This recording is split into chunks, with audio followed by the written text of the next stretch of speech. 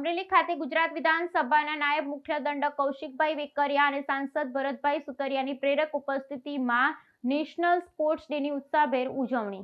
જિલ્લા વહીવટી તંત્ર દ્વારા અમરેલી સ્થિત સરદાર પટેલ રમત સંકુલ ખાતે ગુજરાત વિધાનસભા નાયબ મુખ્ય દંડક અને અમરેલી કુકાવા વડિયા વિસ્તારના ધારાસભ્ય કૌશિકભાઈ વેકરિયા અને સાંસદ ભરતભાઈ સુતરિયાની પ્રેરક ઉપસ્થિતિમાં નેશનલ સ્પોર્ટ્સ ડેની ઉત્સાહભેર ઉજવણી કરવામાં આવી હતી।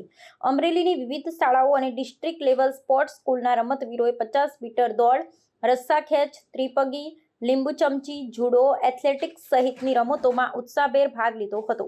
ઉપરાંત વિવિધ તાલુકા સ્પોર્ટ્સ કન્વીનરોનું સન્માન કરવામાં આવ્યું હતું। ગુજરાતના યુવાઓ અને વિદ્યાર્થીઓમાં રમતગમત પ્રત્યે જાગૃતિ કેળવાય તે હેતુથી રમતગમત, યુવા અને સાંસ્કૃતિક પ્રવૃત્તિઓ વિભાગ તેમજ સ્પોર્ટ્સ ઓથોરિટી ઓફ ગુજરાત દ્વારા નેશનલ સ્પોર્ટ્સ ડેની ભવ્ય ઉજવણી કરવામાં આવી હતી।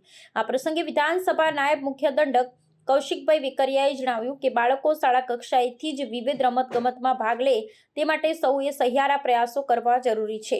વધુમાં તેમણે ઉમેર્યું કે અમરેલીના લાલાવદર મુકામે જિલ્લા સ્પોર્ટ્સ સંકુલ આકાર લઈ રહ્યું છે, જેની કામગીરી પ્રગતિમાં છે।